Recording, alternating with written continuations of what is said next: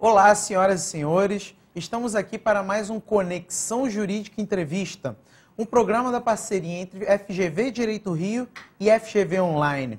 Hoje o nosso tema é o tema sobre direito esportivo. Nós vamos tratar do contrato de trabalho do jogador de futebol. E para isso nós temos aqui dois especialistas no assunto. Temos a professora Júlia Agra, advogada da Confederação Brasileira de Vôlei e também professora autora de um dos nossos cursos online, o curso de Direito Esportivo, e o professor doutor Diego Leite, que é advogado, militante, especialista na área de Direito Esportivo. Muito obrigado a vocês pela presença. Obrigado pelo convite. Obrigado, professor. Agradeço muito e já vamos aqui começar a nossa primeira pergunta. Na verdade, professores, muito se discute que a relação de trabalho, ela pode se encontrar regida, por exemplo, a relação de trabalho do jogador de futebol, regida pela CLT, pela Consolidação das Leis Trabalhistas. Mas, por outro lado, se discute muito que essa relação de trabalho tem peculiaridades, né? E a minha grande pergunta, minha primeira pergunta é justamente isso. Quais são as peculiaridades do contrato de trabalho de um jogador de futebol?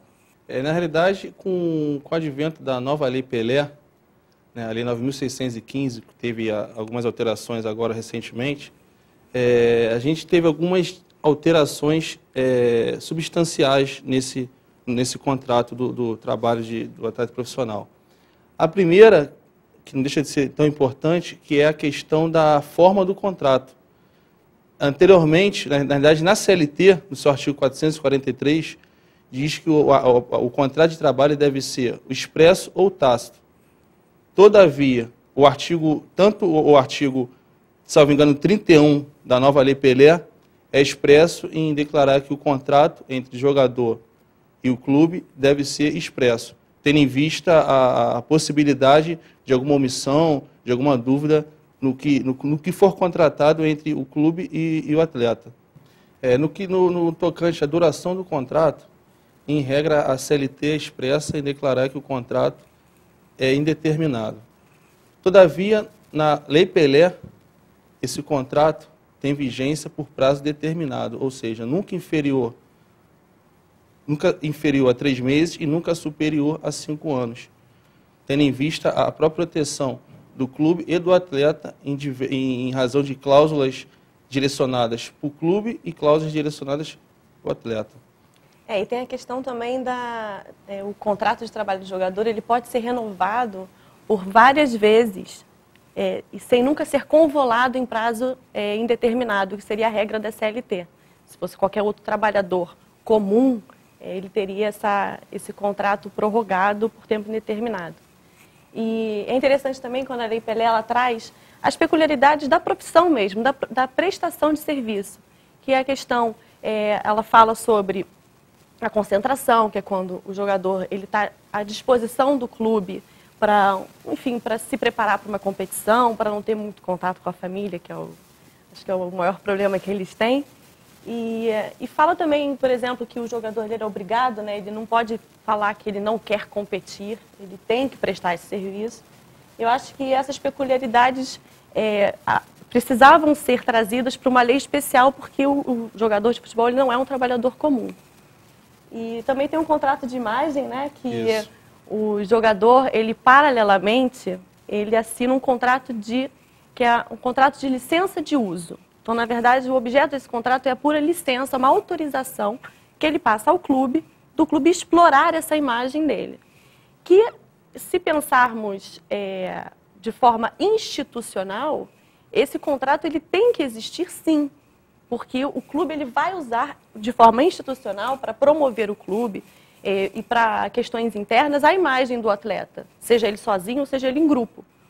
Mas, ao mesmo tempo, nós sabemos que por cargas tributárias enormes que nós temos aqui no Brasil, esse contrato ele tende a mascarar a verdadeira relação de emprego que o jogador tem com o clube. Com o clube.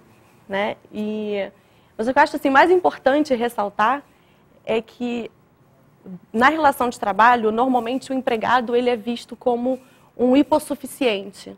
Eu acho que no caso do jogador de futebol, como a gente vê contratos milionários, ele precisa, caso a caso, o juiz precisa sentir se ele realmente não tinha um bom agente por trás, um bom escritório de advocacia apoiando, porque ele deixa de ser hipossuficiente, ele sabe muito bem o que foi transacionado.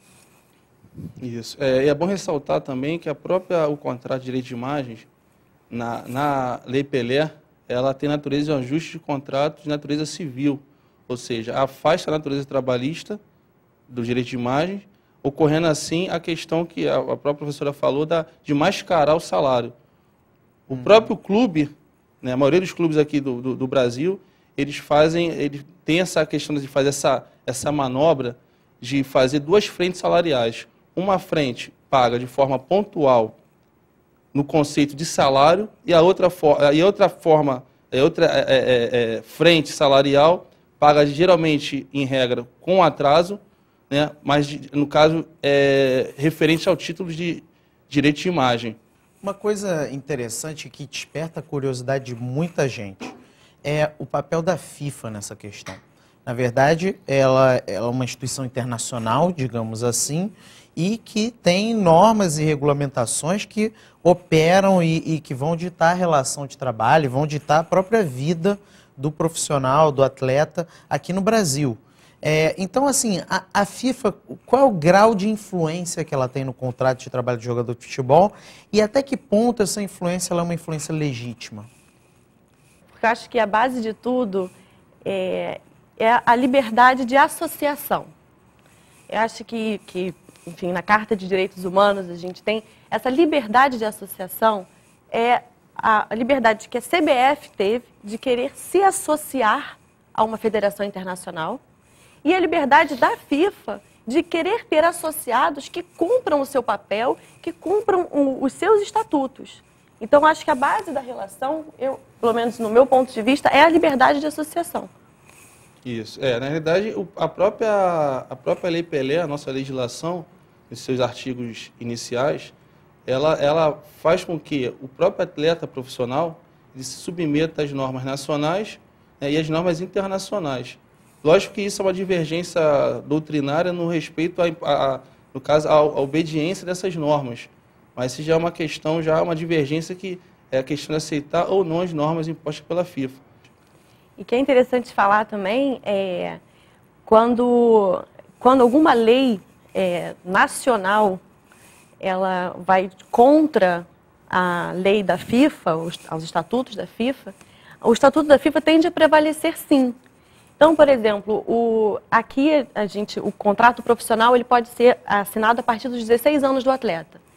E como a nossa lei diz que esse contrato pode ter até 5 anos, os jogadores são realmente, não forçados, mas eles são influenciados para assinar com até 5 anos de prazo. Só que o regulamento da FIFA dispõe que o menor de 18 anos ele só pode assinar um contrato no máximo de 3 anos. Então, o que acontece é quando o jogador ele percebe que ele tem uma forma de sair do clube, se desvincular sem ter que pagar uma multa, isso traz uma insegurança muito grande para o clube, que é o caso recente, que foi muito para a mídia do Oscar, que ele assinou por maior tempo do que ele podia, na verdade que a FIFA, né, diz que ele não podia, e ele conseguiu a nulidade em primeira instância em São Paulo, e foi uma briga que ainda bem que foi resolvida por acordo. Inclusive, vamos voltar nesse ponto, que é o ponto do menor, né? Como foi falado, né, o menor ele pode também fazer um contrato de trabalho para ser um jogador de futebol. Mas, obviamente, devem ter especificidades, peculiaridades em função dele ser menor. Além disso, né, uma coisa que inclusive é muito comum é o debate sobre a transferência internacional, e aí a FIFA vai ter esse papel. Como é que funciona, na verdade, a transferência internacional do menor? Como é que, na verdade, a gente pode pensar isso aqui? Certo. Na primeira questão, no que refere ao menor, a partir de 16 anos, a possibilidade dele assinar um contrato de trabalho profissional com o clube. Todavia, a FIFA, em seu regulamento, ela proíbe a transferência internacional do menor de 18 anos. Mas dentro dessa vedação, há algumas exceções. Uma das exceções que acho que é muito comum é quando a família do jogador, por outros motivos, ela se muda. Então, o jogador, obviamente, ele vai acompanhando a família e isso justificaria a desvinculação de uma federação nacional, seria do Brasil, para a vinculação numa federação, por exemplo, da Espanha ou da Itália. E é muito comum a gente ver aqui também, durante as férias escolares, né, várias escolinhas do Milan, do Real Madrid, eles instalam escolinhas aqui para já caçar os talentos. E é importante que se faça, sim, uma fiscalização maior para não ter um tráfico de crianças que já existe, mas que seja isso mais controlado, né? Nossa legislação também, acompanhando a preocupação da FIFA, com o advento dessa nova lei 12.395, ela, na verdade, ela editou, né, ela expressa em um artigo a vedação do contrato de agenciamento entre o atleta e o empresário em razão da menoridade do jogador, evitando assim uma evasão das nossas jovens promessas aí para o exterior.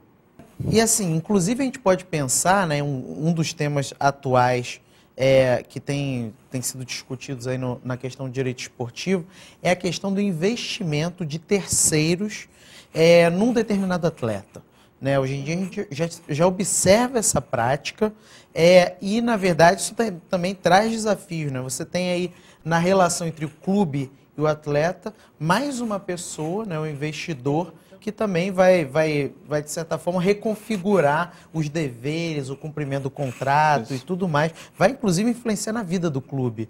Né? Como é que funciona isso? Bem, a relação do clube com os terceiros investidores é porque hoje, com os salários milionários dos jogadores, o clube não está conseguindo, ele não consegue se manter com a receita normal, que é a receita advinda de uma bilheteria, de um patrocínio, dos direitos televisivos. Então, o terceiro investidor, que pode ser um fundo de investimento, pode ser uma empresa, ele acaba adquirindo direitos em cima dos direitos econômicos do jogador. E essa relação, até esse ponto, é saudável e ela traz benefícios para o clube. Mas o problema é quando, e essa relação, desculpa, ela é permitida pelo Brasil e permitida pela FIFA. O problema é que quando essa relação, ela interfere na relação do atleta com o clube.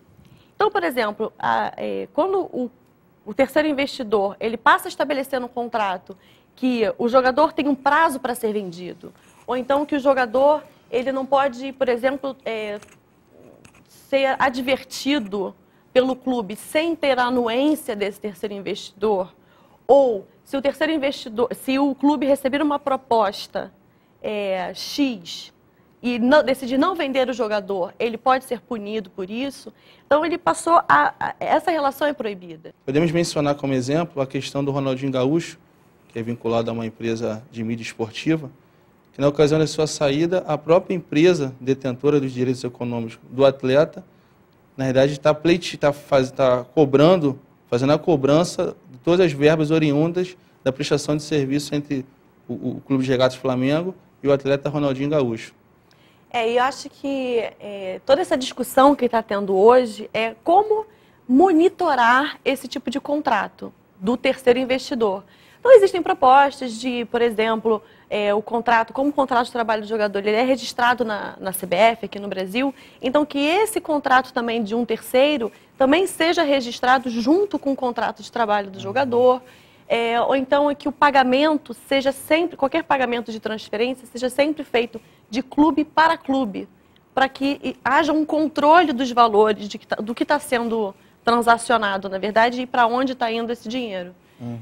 Mas eu acho que a discussão está na mesa e o mundo inteiro está voltado, pelo menos o mundo esportivo está voltado para essa questão hoje. E provavelmente daqui a 5, 10 anos a gente vai ter novas formas, novas possibilidades, com certeza, novas configurações aí, é a dinamicidade desse mundo do esporte, né? Bom, a gente ainda tem um minutinho para vocês fazerem as considerações de vocês e para a gente se despedir. Bem, eu queria agradecer pelo convite, de fazer parte desse projeto novo da FGV. A FGV, como sempre, inovando. E eu tenho muito orgulho de fazer parte desse projeto e do curso online. E adorei o bate-papo que a gente teve hoje. Ratifico as palavras da professora. Aproveito aqui para agradecer ao professor Felipe pela oportunidade de estar aqui com esse bate-papo legal e bastante enriquecedor para a disciplina. Bom, muito obrigado. Acho que todo mundo que está assistindo, né, está super curioso para, inclusive, aprofundar esses assuntos, né? O direito esportivo, ele na verdade está sempre no nosso imaginário, né, as questões esportivas, por conta dessa proximidade do nosso país com o esporte, né, principalmente futebol. Então, muito obrigado a participação de vocês e pela colaboração. E você que gostou, que assistiu o nosso programa, que quer dar sua contribuição, você pode enviar um e-mail para conexão.jurídica@fgv.br. Muito obrigado pela participação, pela audiência e até a próxima, né, com um novo tema no Conexão Jurídica Entrevista. Tchau, tchau.